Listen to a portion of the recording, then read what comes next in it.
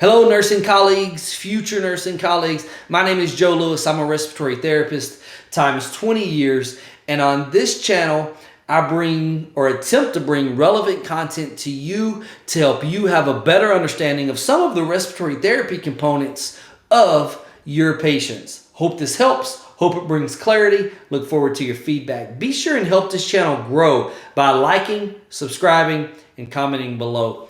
Look forward to it. Let's dive in. This video is all about ABGs and making ventilator changes in accordance to those ABGs, and hopefully providing you with a little bit of insight that'll make you more comfortable to understand what changes are being made and why.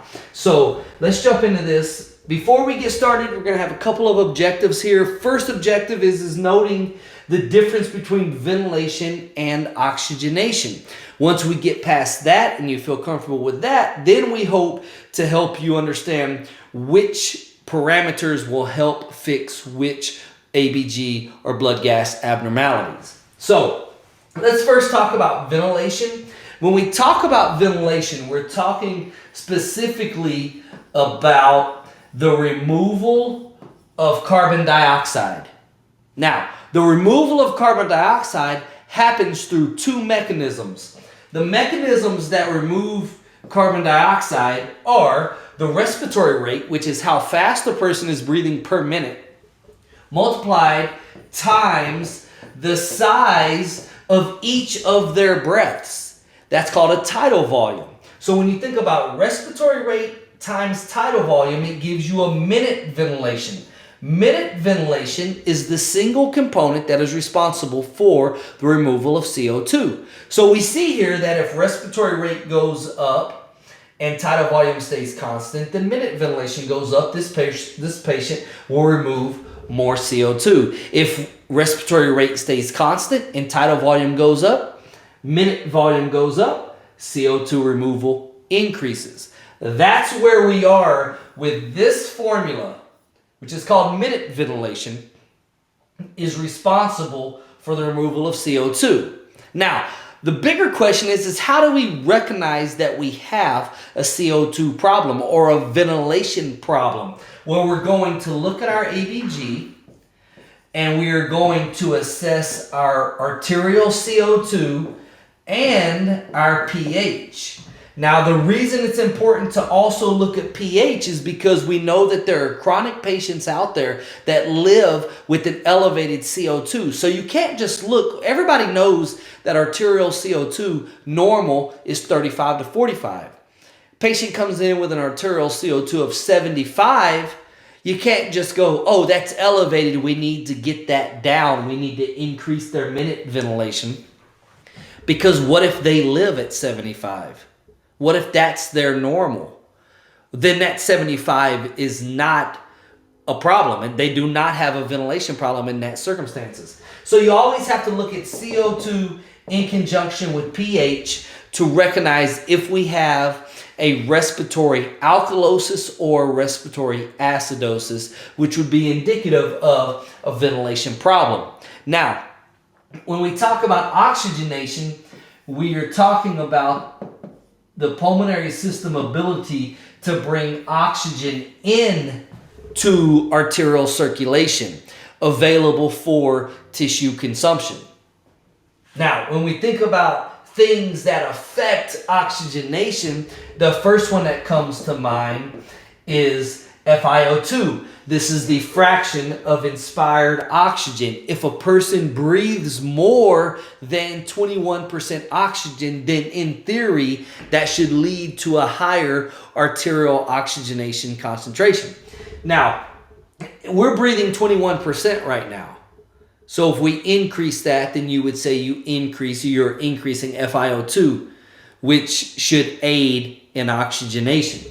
Now, the other thing we can do is we can apply PEEP, which is positive end expiratory pressure. This is a pressure that is applied to the expiratory phase of breathing that basically increases the surface area of the alveoli as well as decreases the thickness of the alveolar capillary membrane, which makes it easier for oxygen to diffuse from within the alveoli to within the pulmonary capillary blood flow, which leads to arterial blood flow and overall tissue oxygenation. So these are our two components when we're thinking about oxygenation. You have FiO2 and PEEP. Now, how do we know if we have an oxygenation problem? We're going to look at our ABG and we are going to assess our PaO2. This is the partial pressure of oxygen within our arterial blood sample.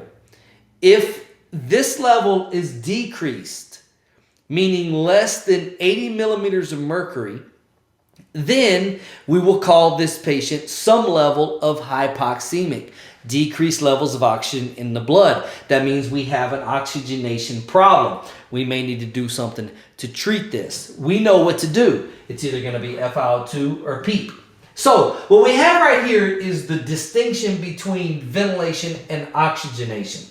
Now, when we look at arterial blood gases, we have to ask ourselves, what's present? Do we have a ventilation problem or an oxygenation problem? Well, let's take a look at it. This first one here is 736, 43 millimeters of mercury on our CO2. Our PaO2 is 53 and our bicarb is 24. Our bicarb is normal.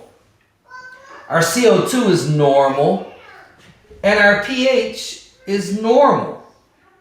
So what we recognize here is that we do not have a metabolic disturbance, nor do we have a respiratory disturbance.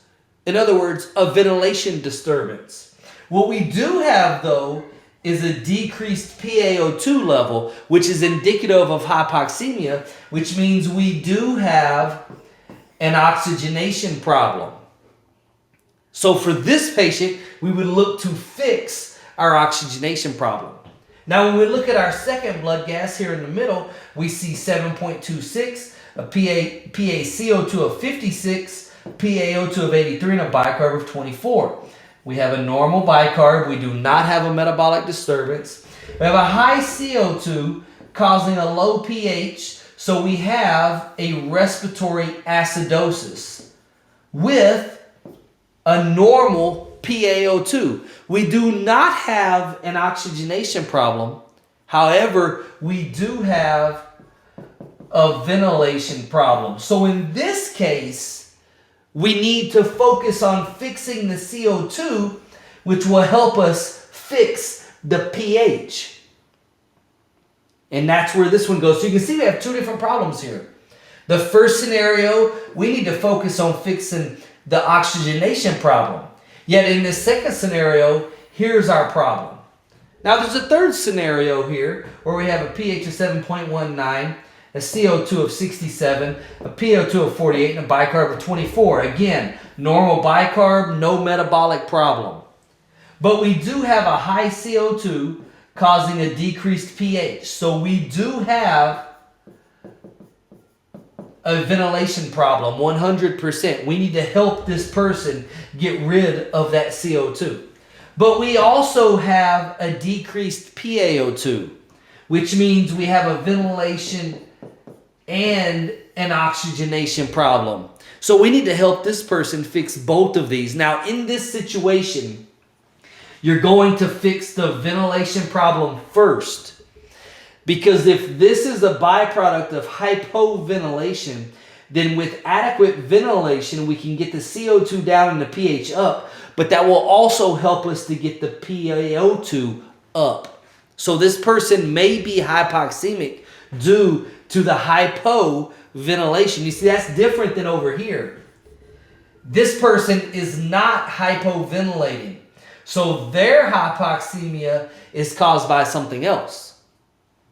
So the whole point of this is to recognize that you can have oxygenation and ventilation problems that present separately, or you can have ventilation and oxygenation problems that show up together. So you got to be ready for all of these in either of those situations. Now, next thing we're going to do here is look at some of these in conjunction with vent settings and ask ourselves, okay, well, this is all great, what are we going to do with this? Well, here's how we look at this. You have a pH of 7.36, a CO2 of 43, PaO2 of 53, and a bicarb of 24. Normal bicarb, no metabolic problem, normal CO2, normal pH, no ventilation problem, but we have a decreased PaO2. This tells us that we have an oxygenation problem. And remember what fixes oxygenation problems? FiO2 and PEEP.